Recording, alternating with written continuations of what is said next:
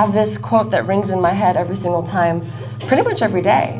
That is, every time I'm experiencing discomfort, I'm growing. Those are growing pains.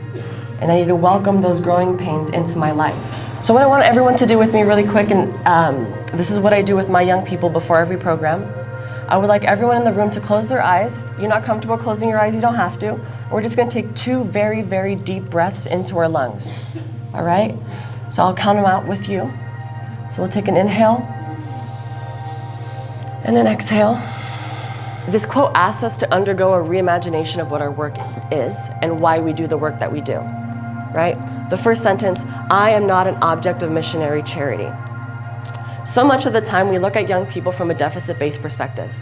We look at them and we say, what do you need me for? And what can I change in you? We look at communities as, what is going wrong with this community? What kind of interventions do we need in order to fix this community? Rather than understanding the fact that communities, and especially marginalized and oppressed communities, have survived. And they have even thrived in the face of their own oppression, right? And they've been doing it for themselves and with themselves. So when we look at interventions in whatever community you want to look at, and when you're doing research on that community, it's important that we start with what's going right. Because what's going right is going to be the key to what an effective intervention is going to be for that community. We're moving away from this idea that young people need grit and resilience, and understanding that that grit and resilience is already there and it's always been there, especially for marginalized and minoritized groups. But I don't think that we can say that young people today aren't motivated. And I think that our interventions have to be aware of that we're not here to build grit and resilience. The resilience is already there. We need to harness that and move that in creative ways into the things that we think will better them and better their lives. But a lot of our young people don't know, or maybe they do know, that they're actually coming from communities who very physically built this country. Whether they see themselves as descendants of slaves who built this country, whether they see themselves as descendants of immigrants who have built this country. I know specifically we work with a lot of undocumented populations with some of our partner affiliations. A lot of these groups, feed the country too.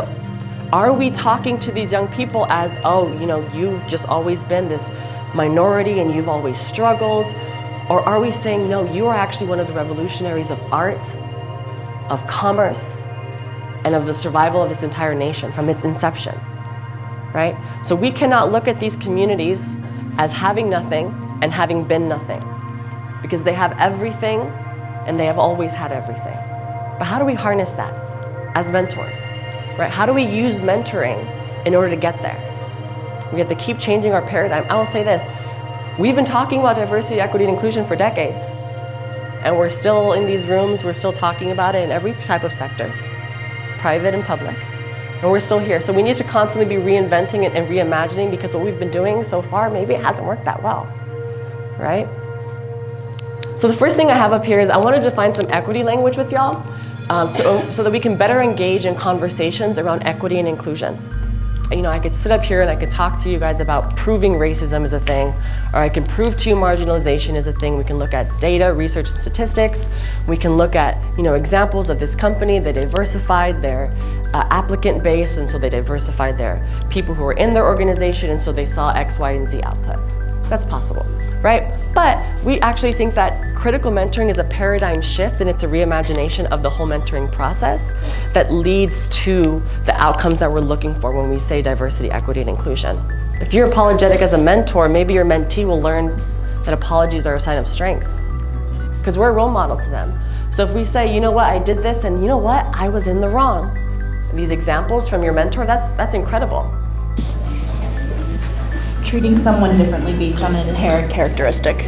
An inherent characteristic, treating someone differently. I know I had some of the people in the room talk about issues specifically to like transgender issues.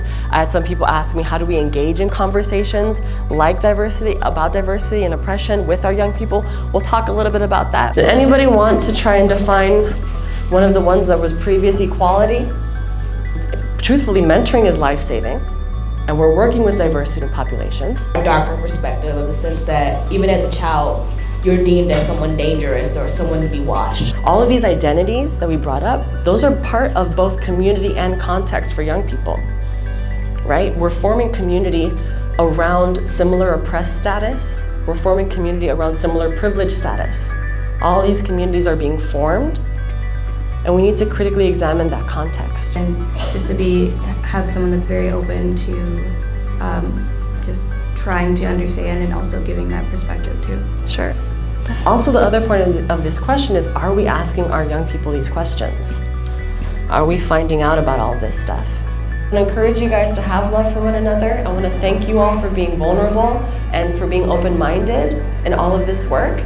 I will be here for a couple more minutes for questions, comments, protests. Thank you very much. One more time, will you show some gratitude for Isabella for being here today? To 140 people there, and so I was really nervous about a lot of our discussions as a group and everything, and so good luck on your presentation also. Staying busy. All of Iman is out here presenting and sharing our work. Out here. Do we? That we're going to be able to show everyone that this is a big part of what we do, and it's a meaningful part of what we do. I appreciate you. Yeah. Talk soon. Peace out. Yes. Peace out. Bye. All right, bye. My mentor.